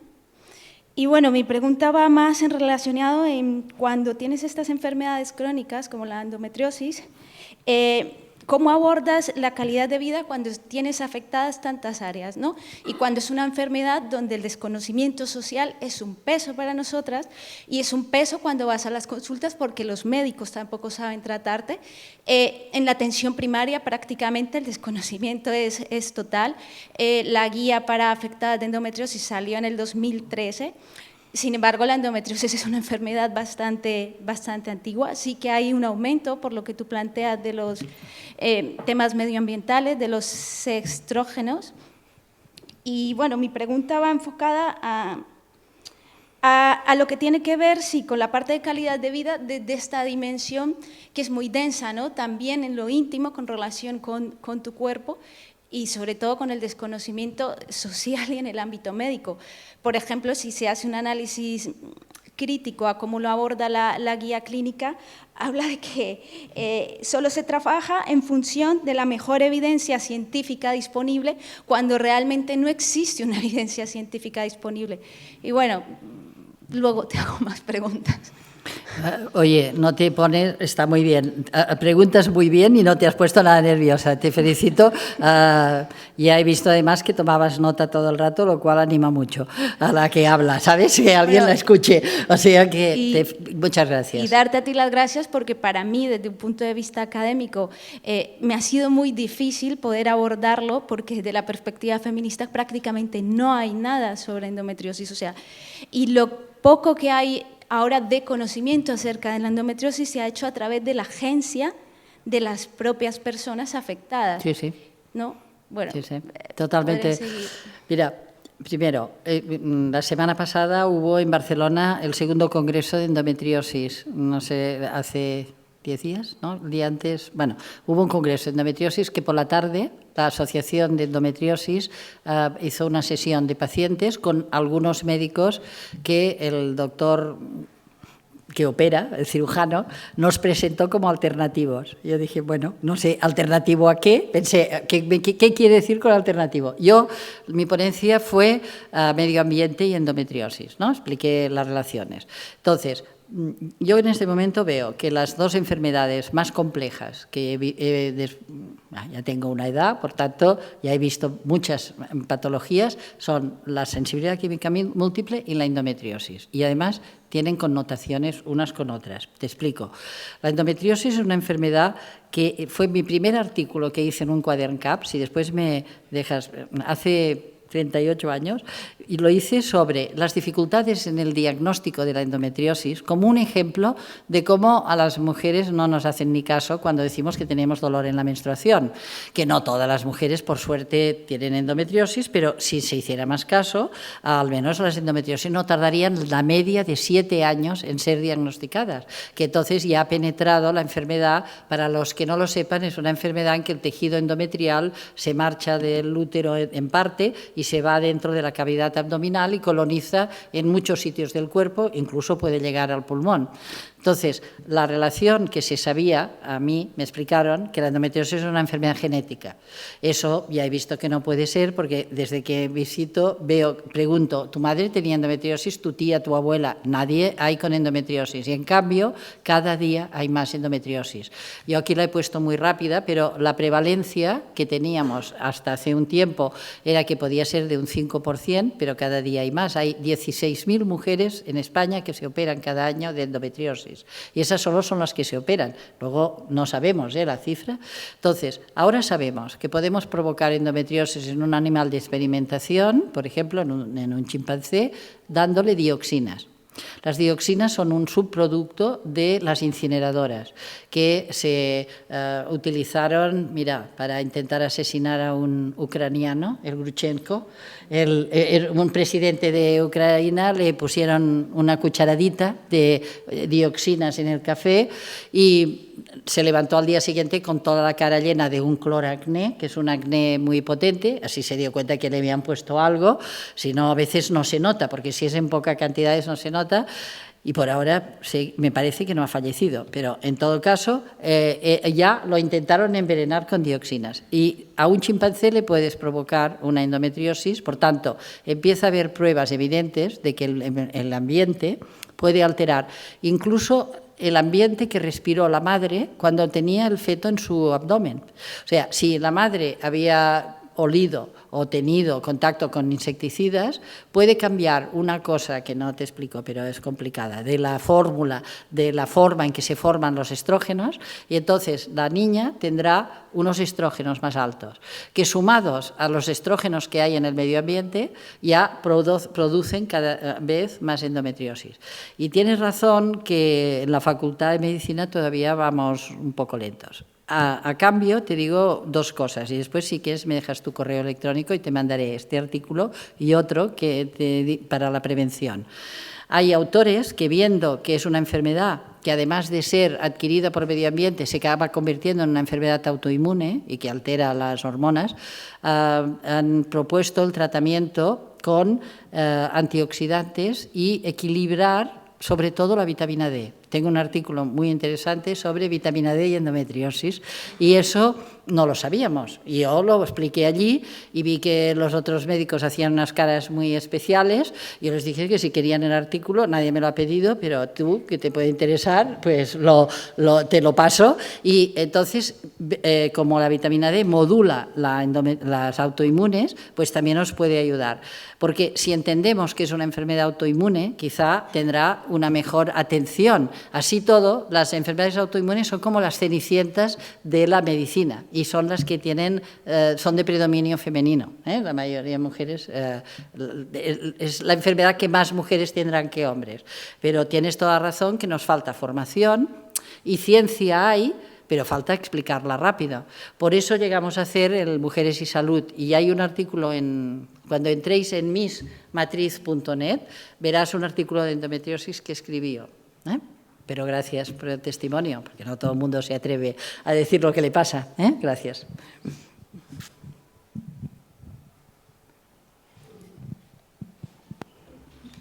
Yo, Karma, es que te quería felicitar y a mí me admiras también porque no es nada fácil que una médica pues bueno, hable así y aunque haya estudios, que yo supongo que habrá estudios y la universidad, ¿no?, que tú sabrás más, pues estará cada día más, ¿no?, planteándose también lo que tú nos has expuesto, ¿no?, las diferencias entre el hombre y la mujer y sobre todo el trato, ¿no?, que es lo que yo creo que es importante. Yo hablo un poco desde el conocimiento incluso de mujeres que he tenido que acompañar en una actividad laboral y desde experiencias propias y muy de cerca. Y sí que es cierto, yo sí que lo he comentado, además, lo hemos comentado y en otros foros hemos comentado la falta de igualdad en el terreno médico, ¿no? Sí. Y es algo importante. Yo me acuerdo que leí un estudio, y además fue un trabajo de alguien de aquí, no me acuerdo quién, era un hombre, un médico, de la desigualdad de trato en urgencias. Entonces, vamos, a mí me llama mucho la atención, yo siempre lo digo, porque cuando nada más verte, Karma, te digo, qué bien, o sea, vas a hablar de ese tema y desde luego los avances que se hagan, no sé cómo estará la sensibilidad en las universidades, porque no lo sé, pero en este tema de acercamiento a la diferencia, ¿no?, entre hombre y mujer y el trato, a mí me parece, vamos, vital, porque es que es... Desde luego, leyendo artículos ya con estudios, como tú dices, lo que me llamó la atención fue hace un año lo relativo a las urgencias, incluso, ¿no? Y vamos, me gusta, ¿no?, el oír a una mujer, una endocrina, que realmente, bueno, pues se vaya abriendo las puertas o como tú, bueno, pues que nos lo digas con toda la claridad, simplemente quería decir. Muchas gracias. Sí, la desigualdad de oportunidades está y es una desigualdad que esperamos que mejore, pero que hasta ahora ha costado. Hay mejor ciencia porque ha habido también batallas. La primera desigualdad muy clara, que hoy no me tenía que dedicar a ella, fue la cardiovascular, porque nadie se acuerda que las enfermedades cardiovasculares son la primera causa de mortalidad entre mujeres. Todo el mundo piensa que es entre hombres. Y entonces la primera pregunta que hago cuando entro a un centro de primaria, ¿de qué se mueren las mujeres y de qué los hombres? Y a ver qué actitud hemos de tener frente al corazón o al dolor de las mujeres.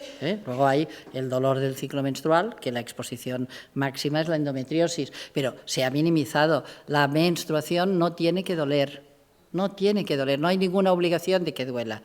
Si lo dijo Moisés, pues era un misógino, ya lo sé, pero que teníamos que parir con dolor, pero eso no es... y en el parimiento ya incluyó algo de dolor, pero la menstruación no tiene que doler. Si duele, hay una alteración hormonal en el cuerpo. Y entonces sí que entramos con desigualdad de oportunidades.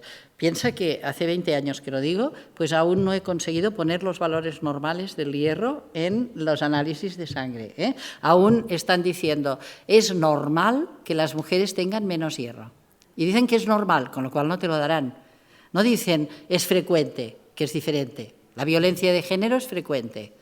Pero es que no queremos que es normal, todos diréis no, me parece, vaya, si alguien dice que sí, que la violencia es normal, que lo diga actualmente, que lo echaremos. Pero la violencia, no, pues la anemia es frecuente, pero no es normal que estemos anémicas, porque si no, en un mundo de hombres no anémicos, porque es difícil que el hombre tenga una anemia hasta que tiene un cáncer de colon, que también la puede tener, pues estamos compitiendo en una desigualdad desde el primer día. Entonces, biológica, luego hay muchas más, psíquicas, de mucho tipo, de autoestima, de todo lo que queráis. Pero sí, es un problema.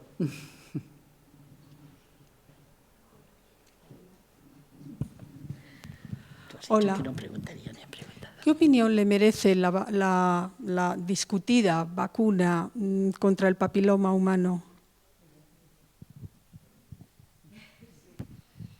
Mira, aquí en esta página web que te he puesto aquí, caps.cat, cuando entres, buscas, es un poco liada todavía porque tenemos a alguien que nos intenta aclararla, pero hay un PowerPoint en castellano y otro en catalán, pero tú vas al que puedas entender y a lo mejor entiendes catalán, pero que está hecho por mí y que lo explico. Resumo muy rápido. Es una vacuna que no puede decir nadie que sirva para prevenir un cáncer, porque todavía no lo ha prevenido a nadie.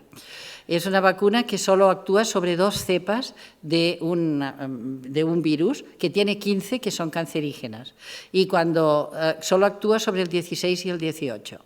Es una vacuna que han dicho las autoridades de aquí que es el 76% de las lesiones que tienen las mujeres españolas. Este artículo hace 5 años que lo he pedido y nadie me lo ha podido pasar.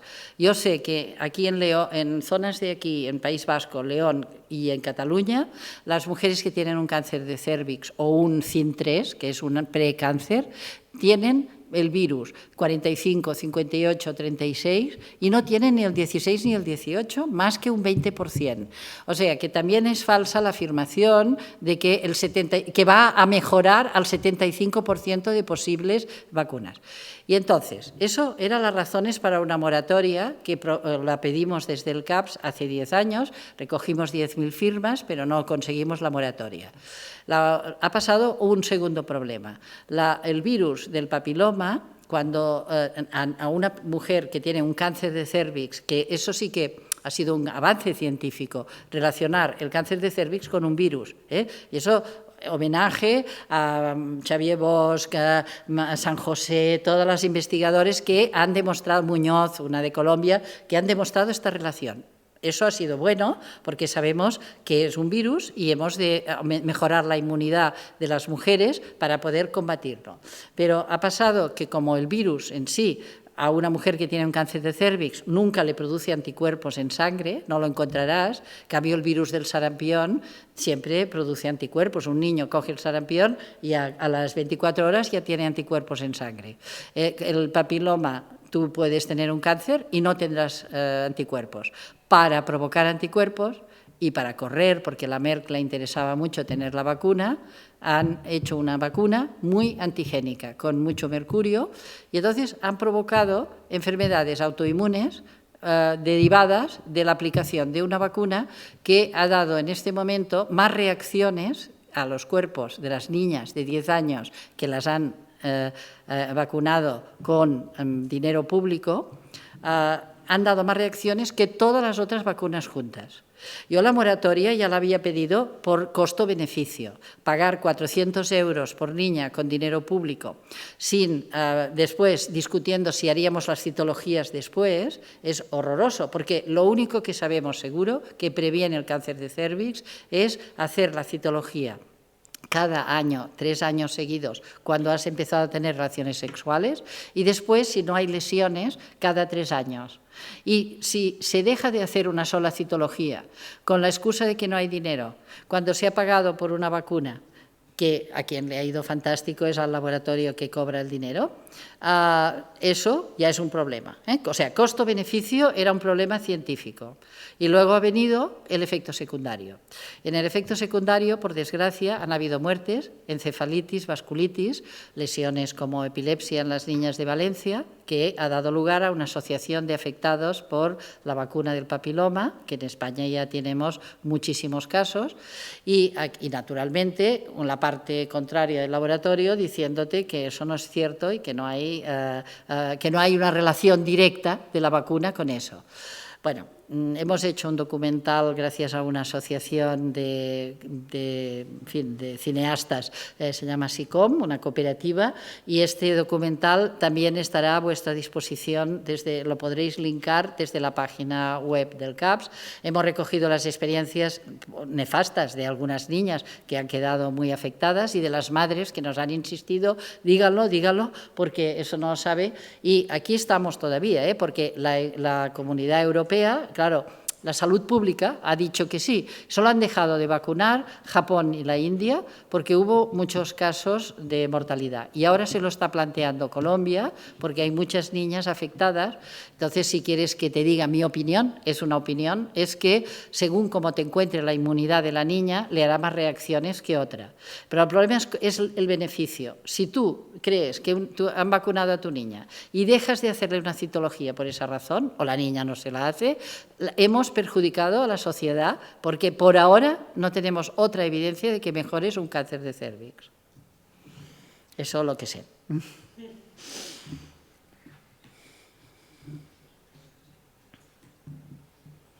Bueno, pues si os parece, nos juntamos un ratito abajo, la que quiera, el que quiera, y muchísimas gracias de verdad. Y yo creo que tu conferencia es el inicio de seguir buscando fuera y dentro. Sí. Casablanca. Es que ricasco. La película. Muchas gracias, Carme. Gracias.